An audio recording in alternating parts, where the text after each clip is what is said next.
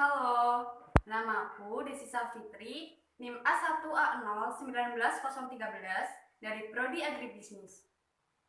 Perkenalkan, nama saya Amanatun Stowati dari Prodi Teknik Pertanian Angkatan 2019 dengan NIM A1C011918.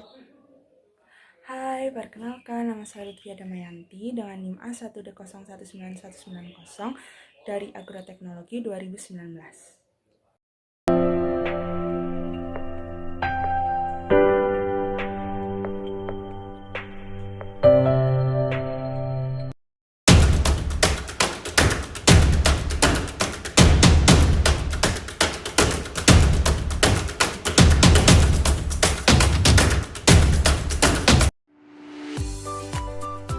Berawal dari tugas mata kuliah Agropreneurship, kami diwajibkan untuk membuat proposal PMW atau Program Mahasiswa Wirausaha. Setelah pembagian kelompok, kami pun membuat grup sebagai tempat kami untuk berdiskusi. Di grup itu, kami pun mulai berkenalan sekaligus berdiskusi terkait ide usaha apa sih yang sekiranya akan kita ajukan sebagai proposal PMW. Ya, tentunya banyak ide yang keluar di situ. Terlebih lagi, kami berasal dari prodi yang berbeda dan juga dengan pikiran yang berbeda.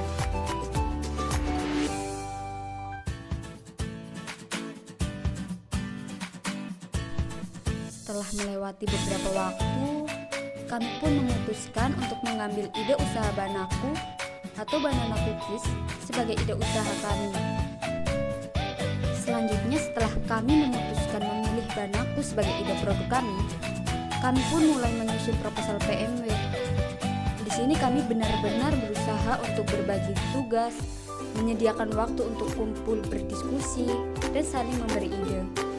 Dalam pembuatan proposal PMW atau Program Mahasiswa Wirausaha, kami juga mempelajari yang dinamakan BMC atau Business Model Canvas. Apa itu Business Model Canvas?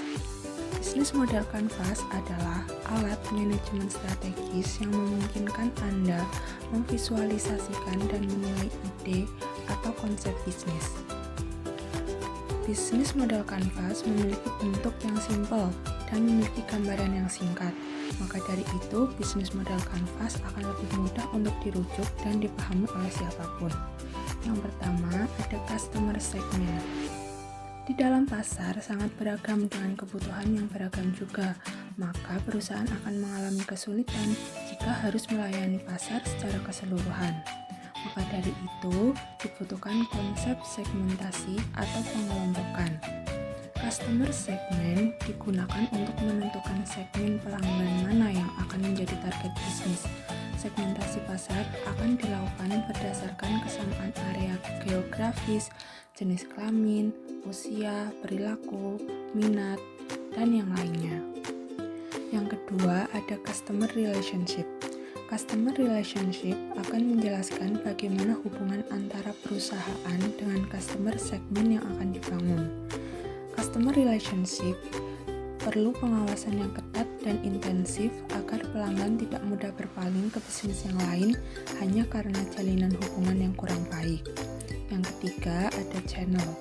Channel akan menggambarkan bagaimana perusahaan melakukan komunikasi, mendistribusikan, dan juga menjual produk atau jasa kepada pelanggan.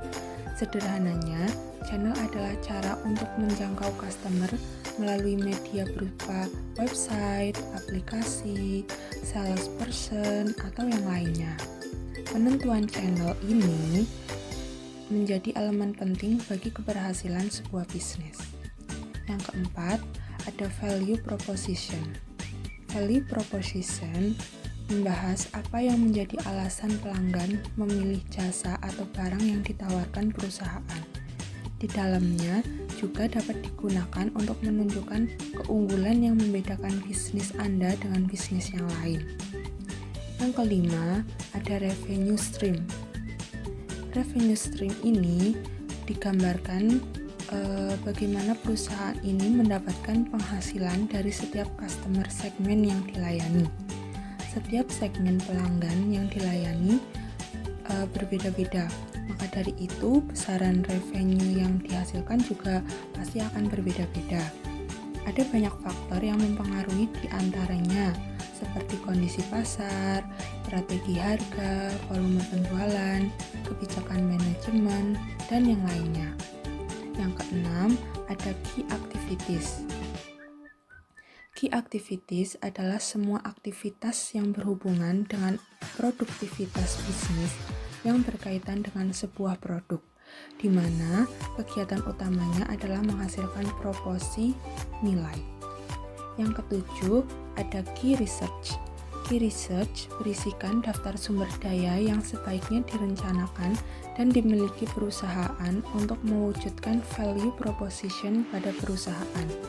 Semua jenis sumber daya, mulai dari pengelolaan bahan baku, mengontrol stok barang, penataan sumber daya manusia, dan penataan proses operasional menjadi perhatian dalam membuat bisnis model kanvas.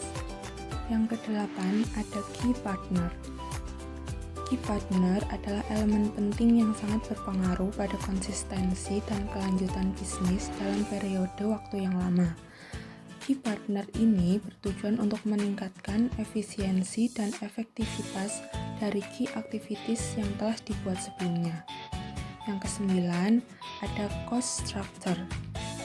Cost structure ini menjelaskan bagaimana struktur biaya harus disusun agar bisnis perusahaan dapat berjalan dengan baik dan berkembang. Cost structure membantu bisnis yang dijalani menjadi lebih hemat dan bisa meminimalkan risiko kerugian. Hal ini juga dilakukan agar Anda dapat menentukan proporsi nilai yang tepat untuk pelanggan. Nah, berikut ini yang sudah dijelaskan mengenai PMC atau bisnis model kanvas. Jadi intinya bisnis model kanvas ini memvisualisasikan, menilai, menjelaskan maupun mengubah model bisnis sehingga kinerja perusahaan dapat maksimal dan dapat sangat mempermudah perencanaan bisnis. Setelah beberapa waktu proposal kami pun selesai dan kami pun mengirimkannya ke link pengumpulan yang sudah disediakan oleh universitas. Dan saat pengumuman seleksi tahap pertama diumumkan, kami sangat tak menyangka usaha kami lolos dalam seleksi itu. Tentu saja ini merupakan tambahan tanggung jawab bagi kami, karena kami lanjut ke seleksi tahap 2 yaitu presentasi.